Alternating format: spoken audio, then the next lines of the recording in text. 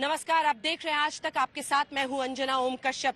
दौड़ती भागती दिल्ली एक सवाल पर ठहर गई है कि आखिर छतरपुर में ऐसा क्या हुआ कि आफताब ने अपनी लिव इन पार्टनर के 35 टुकड़े कर दिए।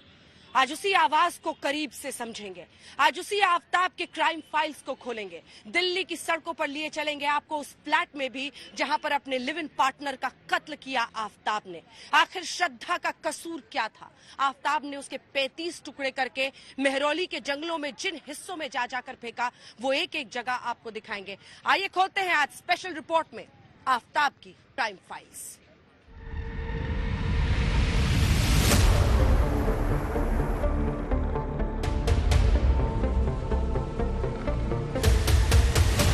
उस रात जब दिल्ली सो रही थी, ठीक उसी वक्त छतरपुर के एक फ्लैट में खौफनाक साजिश को अंजाम देने के बाद जुर्म के सबूत मिटाए जा रहे थे।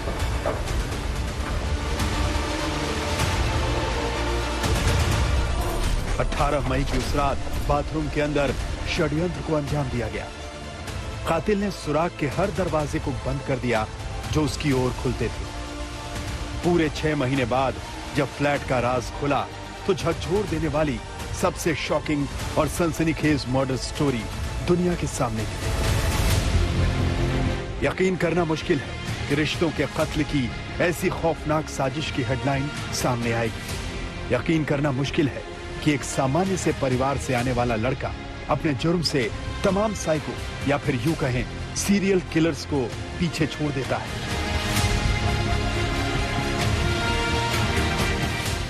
मोहब्बत, धोखा और 35 टुकड़ों वाले मर्डर की यह कहानी 26 वर्षीय श्रद्धा वालकर की है। ये कहानी देश के सबसे क्रूर कातिल की है जिसने अपनी माशूका के 35 टुकड़े कर डाले। नाम है आफताब अमीन पूनावाला। तो कमरे में क्या देखा आपने? मतलब क्या क्या चीजें कैसे देखी? क्या कोई ब्लड स्पॉट था? किस तरह से कमरा था? क्या बताया कमरे में कहाँ मर्डर किया था उसने? नहीं, उन्होंने सारे एविडेंस मिटा दिए थे। कुछ भी नहीं दिखाई दे रहा था जो इमीडिएट पता चले कि इसने ये सब कांड किया। छतरपुर की इसी गली से एक ऐसी कहानी निकली जिसने पूरे देश को झकझोर दिया।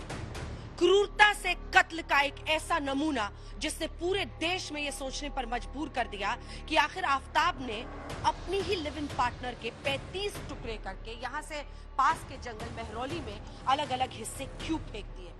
क्रूरता की एक ऐसी कहानी जिसमें हर कोई ये सोचने पर मजबूर हो गया कि बड़े बड़े शहरों में अगर उनकी बेटियां रहती हैं तो वो आखिर महफूज है भी या नहीं। किस पर विश्वास करे, किस पर ना करे। जिससे दोस्ती की, जिससे मोहब्बत की, जिसके लिए अपना घर अपना परिवार छोड़ दिया, उसी शख्स ने उस बच्ची के 35 टुकड़े कर दिए। हर वो माँ बाप जिसकी बेटी उससे दूर किसी दूसरे शहर में रहती है, वो इस वक्त हिला हुआ है। ये जानने समझने की कोशिश की आखिर किन वजहों से आफताब ने इतने निर्मम तरीके से हत्या कर दी थी श्रद्धा की। यही वो घर है, मकान नंबर 93/1 छतरपुर, जहां पर आफताब ने श्रद्धा का कत्ल किया और फिर यहीं से वो रोज निकलता था उसके शव के टुकड़ों को मेहरौली के जंगल में डालने के लिए। आइए पहले लिए चलते हैं आपको इस घर में और दिखाते हैं कि न सिर्फ एक क्रूर हत्या हुई बल्कि उसके बाद शव के साथ जो आफताब ने किया वो कल्पना के परे है, सोच के परे है। रोंगटे से हट जाते हैं। ये कल्पना करके किसी बच्ची के शव के 35 टुकड़े किए गए, कैसे किया, कैसे एक एक हिस्से को हटाया, खून के धब्बों को धोया, केमिकल से धोया, लेकिन इसके बावजूद पुलिस यहां तक पहुंच गई। आइए पहले आपको लिए चलते हैं इस घर में।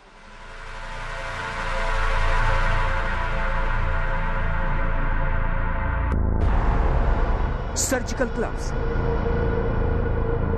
Freeze, vacuum cleaner.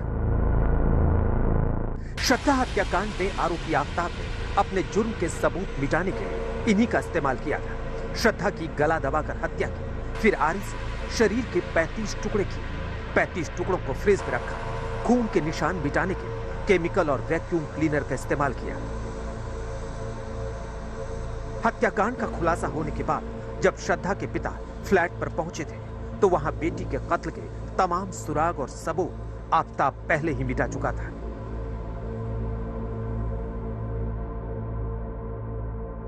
तो कमरे में क्या देखा आपने, मतलब क्या क्या चीजें कैसे देखी, क्या कोई ब्लड स्पॉट था, किस तरह से कमरा था, क्या बताया कमरे में कहाँ मर्डर किया था उसने? नहीं, उन्होंने सारे एविडेंस मिटा दिए थे। कहाँ कुछ भी नहीं दिखाई दे रहा था जो इमीडिएट पता चले कि इसने ये सब कांड किया।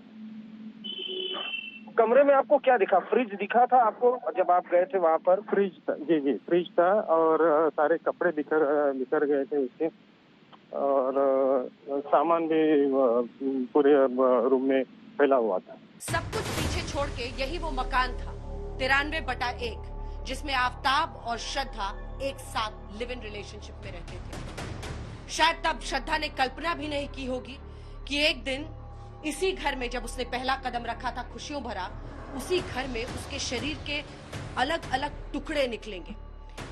लेकिन यही वो घर है जहां पर आफ्ताब ने न सिर्फ श्रद्धा की हत्या की, क्रूर तरीके से की, बल्कि फिर उसके शव के 32 टुकड़े किए। अभी तक की मिली जानकारी के मुताबिक फ्रिज में उसने शव के उन टुकड़ों को रखा। फिर रोजाना रात के 2 बजे के आसपास वो पैकेट में कुछ टुकड़े उसके शव के, ताकि आसपास के लोगों को शक ना हो कि आखिर वो लेकर क्या निकल रहा है।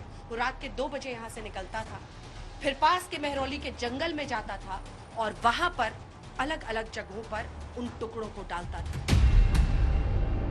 18 मई की रात आफ्ताब ने अपनी खूनी सनक को अंजाम दिया। पुलिस इन्वेस्टिगेशन के दौरान ये बात सामने आई है कि हत्या के बाद आफ्ताब को बॉडी के 35 टुकड़े करने में 10 घंटे का वक्त लगा। इस दौरान उसने बियर पी, यहाँ तक कि टीवी सीरियल तक देखा, यानी आफ्ताब को कोई पछतावा नहीं था। जिस हथियार से उसने शरीर के टुकड़े किए होंगे, सोचकर भी एक सेकंड को इंसान सिहर जाता है कि एक इंसान जिसके साथ रहता था, उसके शरीर के 32 टुकड़े उसने काटे। उसके हाथ में जो जख्म हुए, उसका इलाज करने वाले डॉक्टर ने भी बता दिया है कि हाँ, इसके हाथ में चोटें थी और उसका इलाज मैंने ही किया है। तो ये तीसरी तरफ जिस जगह से उसने हथियार खरीदा था, उस दुकानदार ने भी पहचान कर दी है और रिसीट मिल गया है। लेकिन अभी भी पुलिस के सामने बड़ी चुनौती है। उसे न सिर्फ उस हथियार को ढूंढना है, बल्कि इसी घर के अंदर से और भी कई निशान ढूंढने हैं। खून के धब्बों का बार बार जिक्र हो रहा है कि किचन में अलग अलग जगहों पर क्या खून के निशान मिले हैं, क्योंकि अभी तो मिलान इन सब का श्रद्धा के पिता से भी करना है। यही है वो मकान जहां पर कत्ल कर दिया बड़ी बेरहमी से अपनी ही लिव इन पार्टनर श्रद्धा का आफ्ताब ने। श्रद्धा की बॉडी के 35 टुकड़े किए जा चुके थे। इसके बाद आफ्ताब ने फ्लैट को केमिकल और पानी से धोया था। फ्लैट की जांच करने वाली टीम के हिस्सा रहे एफएसएल के असिस्टेंट डायरेक्टर संजीव गुप्ता ने बड़ा खुलासा किया है। आप कमरे में गए तो कहाँ कहाँ ब्लड मिला था ये जानना? नहीं, बस एक जगह ही मिला, किचन में नीचे। अच्छा, बाकी मतलब वो जो बाकी कमरा जैसे बेड या बाथरूम, वो किस तरह का था? नहीं, हमें नहीं मिला उस दिन, जिस दिन हमारी टीम गई थी। अच्छा, और कमरे का क्या स्थिति था वहाँ पर, मतलब क्या वगैरह, जैसे आप लोगों ने क्या क्या? क्लीन था, ज्यादा क्लीन था कमरा, क्लीन कर रखा था उन्होंने कहीं भी। फ्रिज और कमरा, सारी चीजें, बाथरूम सब क्लीन कर रखे थे। मतलब एक नहीं कई बार क्लीनिंग था शायद, क्योंकि काफी लॉन्ग टाइम हो गया तो क्लीनिंग अच्छी तरह से होती रही होगी। अच्छा, ब्लड के मार्क जो जहाँ क्लीन नहीं हो पाए वहीं पे मिल पाया एक दो जगह, अच्छा, बाकी और कहीं मिला नहीं। जांच में ये भी पता चला है कि आफ्ताब ने कई बार पूरे फ्लैट को पानी से धोया था, लिहाजा मई महीने में उसके फ्लैट में पानी का बिल बढ़ गया था। अब आसपास रहने वाले आफ्ताब से हुई मुलाकात की कहानी बयां करते हुए डर रहे हैं। इसी बिल्डिंग में फर्स्ट फ्लोर पर यह हत्या हुई और यही इसी घर में यहाँ नीचे वाली जगह पर आप रहते हैं। आप अपना नाम बताना चाहेंगे? मेरा नाम मिथिलेश कुमार हो। मिथिलेश जी, आपने आफ्ताब को, श्रद्धा को यहाँ पर देखा था? बेल बजाया तो फर्स्ट फ्लोर से उतर के गेट खोल दिया। उसके बाद क्या बात हुई? उसने कुछ बोला आपसे? ये अभी अक्टूबर के महीने की है, अभी 1 महीने पहले की बात। एक महीने हुए हैं अभी। उसके बाद मतलब कि गेट खोल दिया, उसके बाद मतलब बोला कि भैया मेरा बेल नहीं बजाना, बस और कोई बातचीत। हम बोले सॉरी, कोई दिक्कत नहीं है, मैं फर्स्ट टाइम आया हूँ, सामने मेरा दोस्त मतलब भाई का किराएदार मतलब किराए पर रूम है, जाना है वहाँ पे, तो मैं चला आया। उसने आपसे कहा कि कभी भी मेरे घर का बेल मत बजाना?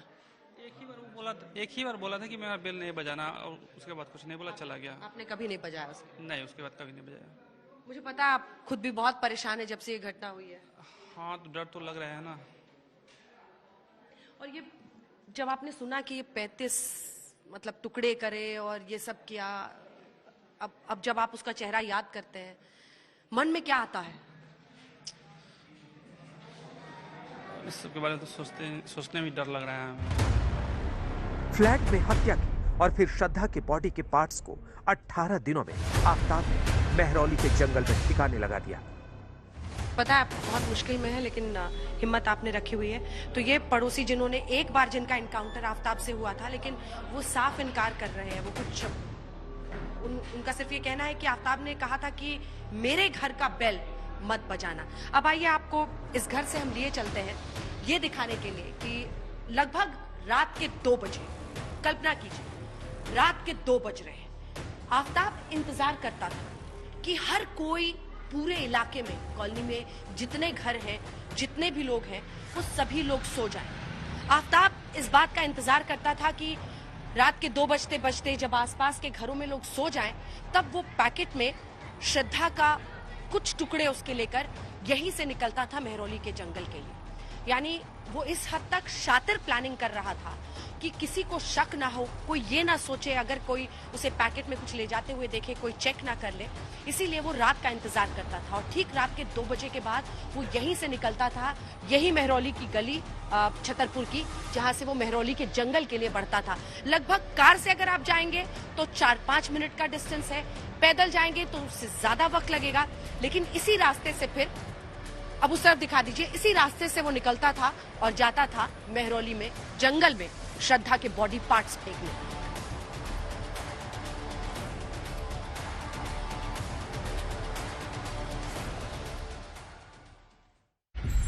इस दिन के उजाले में इंतजार करता था आफ्ताब, एक एक मिनट काटता चला जाता था, अपनी जिंदगी जीता चला जाता था और फिर रात का इंतजार करता था। रात के सुनसान वीरान में जब 2 बज जाते थे, उसके बाद जो कॉलोनी छतरपुर की उस तरफ है, ये पूरा इलाका दिखाइए, ये बीच के आप देख रहे हैं आम ट्रैफिक वाली सड़क है, इसकी दूसरी तरफ वो कॉलोनी है जहां पर छतरपुर के घर में मार दिया था श्रद्धा को आफ्ताब ने। लेकिन रात के 2 बजे लगभग 1 किलोमीटर की दूरी पैदल चलने के बाद वो रोड को क्रॉस करता था और फिर यहाँ से मेहरौली के इस जंगल में पहुंच जाता था। इसी जंगल में वो पॉलिथीन में कुछ टुकड़े उसके शरीर के श्रद्धा के लेकर आता था और फिर जंगल में अंदर चला जाता था उसे डालने के लिए। यहीं से लिए चलते हैं क्योंकि अब दिल्ली पुलिस ने इस पूरे इलाके को अलग अलग जगहों पर कॉर्डन यहाँ पर कर दिया है इस इलाके में। लेकिन यही जब आप शुरू में घुसेंगे तो कूड़े का एक अंबार आपको यहाँ पर दिखता है। यहीं से मेहरौली के इस जंगल में अंदर पहुंचता था और फिर अंदर की तरफ जाता था आफ्ताब शरीर के हिस्सों को डिस्पोज करने के लिए। कूड़े का अंबार है, लेकिन उसके बाद जंगल में वो पहुंच जाता था। सोचिए रात में वीरान, जब 2 बजे के बाद लगभग 2:30 बज रहे होते थे, तो यहीं से वो इस जंगल में जाता था और फिर पॉलिथीन के टुकड़ों को अलग अलग जगहों पर डालता था ताकि कोई वहां पर पहुंच ना सके।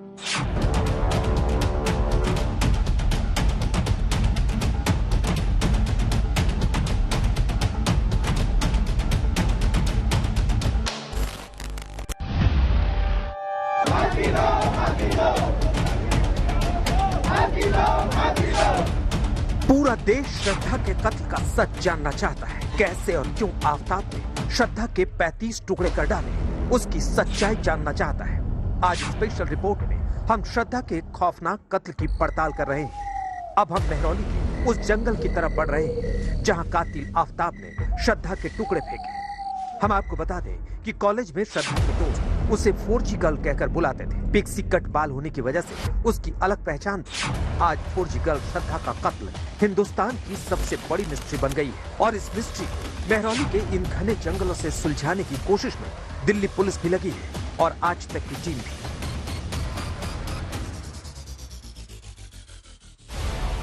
मेहरौली के इस जंगल में कूड़े का अंबार पीछे छोड़कर यहीं से एक छोटा सा यहाँ पर पानी का दरिया सा बह रहा है, इसको पार करके वो आगे जाता था आफ्ताब। और उसके बाद वो शव का जो भी टुकड़ा लेकर आता था, सोचिए रात के अंधेरे में, ये सब कल्पना कीजिए, रात के अंधेरे में लगभग 2-2:30 बजे के बाद वो करता था। एल.एन. राव साहब हमारे साथ जुड़ रहे हैं, दिल्ली पुलिस के पूर्व अधिकारी, और एल.एन. राव साहब हमें बताएंगे कि यहाँ पर पहुंचकर आपको क्या समझ में आ रहा है। सबसे पहले तो देश भर में लोग सन्न हैं। 35 टुकड़े मारने के बाद करना, मतलब क्या एक पुलिस वाला भी हिल जाता है इस तरह की घटना सुनते हुए?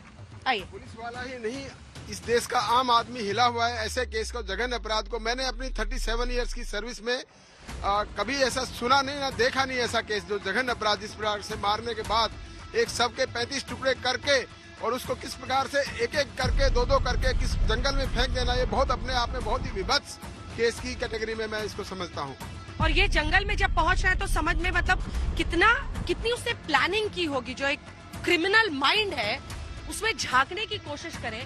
आप सोचिए, ऐसी जगह पर आते हुए आगे बढ़ते हैं, और दूसरा हिस्सा एक बार जरा उस तरफ का दिखा दीजिए, क्योंकि इसके बाद घनघोर जंगल की तरह है ये पूरा इलाका। इस घनघोर जंगल में वो रात के 2:30 बजे अपने हाथ में अपने लिव इन पार्टनर के बॉडी का कोई टुकड़ा लेकर पहुंचता था।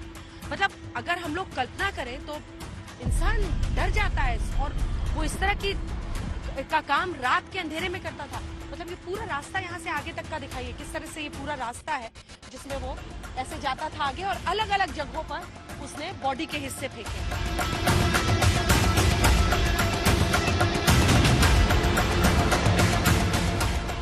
बुधवार 16 नवंबर, पुलिस मेहरौली के जंगल की तरफ जाने वाले सभी रास्ते बंद कर देती। हर रास्ते पर तलाशी अभियान चलाया जाता है। जंगल के हर रास्ते पर पुलिसकर्मी तैनात रहते हैं। किसी को भी जंगल के अंदर नहीं जाने दिया जाता है। यहां तक कि मीडिया को भी जंगल के अंदर जाने की परमिशन नहीं मिलती है। दिल्ली पुलिस और जांच टीमें श्रद्धा के शव के टुकड़ों को खोजने के लिए जंगल की खाक छानती है। पुलिस जंगल में आफताब की बताई हर उस लोकेशन पर पहुंचती है जहां वो रात के 2 बजे श्रद्धा के टुकड़े फेंकने जाता था। पुलिस की माने तो आफताब ने श्रद्धा के शव के टुकड़ों को जंगल में फेंकने की योजना इस आधार पर बेहद सावधानी पूर्वक बनाई थी कि शरीर का कौन सा हिस्सा जल्द सड़ना शुरू हो जाता है। पुलिस की माने तो जंगल के जिन जिन हिस्सों में आफताब ने शव के टुकड़े फेंकने की जानकारी दी, वहां से 13 टुकड़े बरामद किए गए। लेकिन फॉरेंसिक जांच के बाद ये पुष्टि हो सकेगी कि क्या वाकई ये टुकड़े श्रद्धा के हैं। पुलिस खोजेगी कैसे? कितने टुकड़े? खबर आई कि 13 हड्डी के हिस्से मिले हैं। क्या मिला है? जानवर भी। 6 महीने का टाइम बीत गया है। ये बहुत एक टीडियस जॉब है पुलिस के लिए, बहुत वास्तव में चैलेंजिंग जॉब मैं कहता हूँ। 6 महीने का टाइम बीत जाने के बाद अगर कोई अपराधी इस प्रकार से सातिराना तरीके से सबके टुकड़ों को यहाँ पर इधर उधर फेंक देगा तो उसको याद भी नहीं रहेगा कि कौन सी झाड़ी के पास उसने फेंका है। लेकिन यहाँ पर अगर उसने फेंक भी दिए होंगे तो इतने घने जंगल में कौन जानवर किसी टुकड़े को लेकर चला जाए। कोई भी मांस का टुकड़ा बदबू आएगी तो कोई कुत्ता बिल्ली जो भी आएगा उसको लेके उठा के भाग जाएगा। तो उसको ये भी नहीं मालूम है कौन सी जगह रखा है, तो वहाँ पे मिलने के चांसेस बहुत कम रह जाते हैं इसमें। तो ये बहुत टीडियस जॉब है। डेड बॉडी के पीसेस मिले हैं, वो भी अभी कंफर्म होना है कि क्या वो श्रद्धा के ही हैं या किसी और के मिले हैं। लेकिन जैसा उसने बताया है, अगर वो कहीं भी डीएनए टेस्ट में श्रद्धा के टुकड़े अगर साबित हो गए हैं तो वो एक क्लिंचिंग एविडेंस होगी इस केस में सर्कमस्टांशियल एविडेंस के हिसाब से, और दफा 27 एविडेंस एक्ट में वो मान्य होगा कानून के किताब में।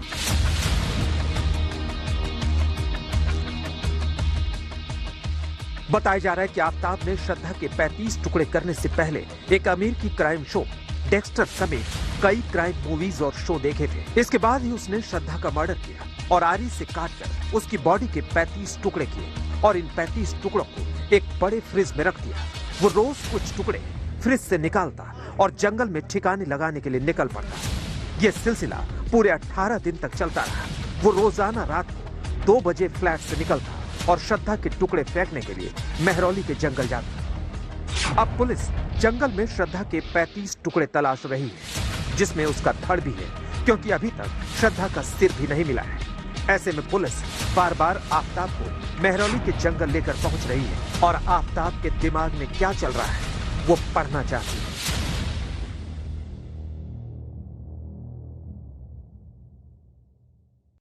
पुलिस अब नार्को टेस्ट की तैयारी में है, क्योंकि इस सबसे क्रूर हत्याकांड में पुलिस को बार बार ये शक हो रहा है कि आफताब कुछ तो सच बताता है लेकिन कई झूठ की परतें बीच बीच में डालकर सच को छिपाने और पुलिस को गुमराह करने की कोशिश भी कर रहा है।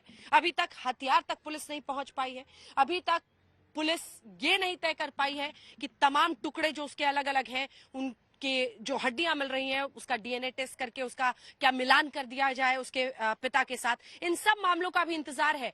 टेस्ट आगे पुलिस बढ़ा रही है, लेकिन फिलहाल नार्को टेस्ट के जरिए इस कातिल के दिमाग के अंदर झांकने की फिराक में है पुलिस। आइए आपको बताते हैं कि नार्को टेस्ट आखिर कैसे किया जाता है। इस टेस्ट के दौरान अपराधी को सोडियम पेंटोथॉल का एक इंजेक्शन दिया जाता है। इसे ट्रूथ ड्रग के नाम से भी जाना जाता है। इस दवा के शरीर में जाने पर व्यक्ति एक ऐसी अवस्था में पहुंच जाता है जहां व्यक्ति पूरी बेहोशी की स्थिति में भी नहीं होता है और पूरी तरह से होश में भी नहीं होता है। इन दोनों के बीच एक ऐसी अवस्था है जिसमें व्यक्ति ज्यादा नहीं बोल सकता है। ऐसा माना जाता है कि इस अवस्था में कोई भी शख्स झूठ नहीं बोलता है।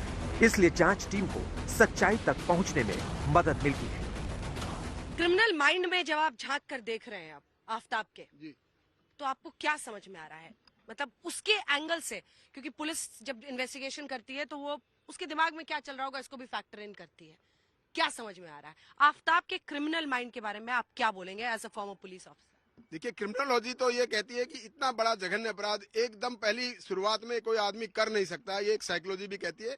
लेकिन अगर एक आदमी ने सोच रखा है और वो इतनी प्लानिंग के साथ करता है, इंटरनेट से सर्च करता है कि कैसे ब्लड को कैसे साफ करना है, और कोई आदमी अगर बदबू दूर करनी है तो उसके साथ में कौन कौन से केमिकल्स लेके आने हैं, सफाई करनी है, ये सारी प्लानिंग उसके दिमाग में चल रही थी। और वो सारा करने के बाद ही उसने सारा ये मैं समझता हूँ सारी प्लानिंग मर्डर करने के बाद हुई है। और मर्डर करने के बाद भी वो कई साल से उनके साथ झगड़ा था, तो उसके दिमाग में कहीं ना कहीं ये था कि मुझे ऐसा काम करना पड़ेगा इसको छुटकारा लेने के लिए। हम आपको बता दें कि अभी तक दिल्ली पुलिस उस आरी को ढूंढ नहीं पाई जिससे श्रद्धा का कत्ल हुआ। श्रद्धा का मोबाइल तलाशने में भी दिल्ली पुलिस अब तक नाकाम रही है। श्रद्धा के कपड़ों की बरामदगी भी अब तक नहीं हो पाई है। और तो और बरामद 13 हड्डियां श्रद्धा के शव की हैं। ये भी फिलहाल पुलिस पुख्ता तौर पर नहीं कह रही। एक लव स्टोरी 2022 की सबसे बड़ी हेट स्टोरी बन गई। आज कल्पना करने में भी मन सिहर जाता है कि इसी जंगल में श्रद्धा के शरीर के छोटे छोटे टुकड़े करके आफ्ताब ने डाल दिए। ये हेट स्टोरी हर किसी को आने वाले वक्त में आगाह करेगी सतर्क रहने के लिए। लेकिन पुलिस को अभी भी कई कड़ियां जोड़नी है, कई सबूत तलाशने हैं और आफ्ताब को उसके अंतिम अंजाम तक ले जाना है। स्पेशल रिपोर्ट में इतना ही। देश दुनिया की बाकी खबरों के लिए आप देखते रहिए आज तक। आज तक HD, सबसे तेज सबसे ज्यादा।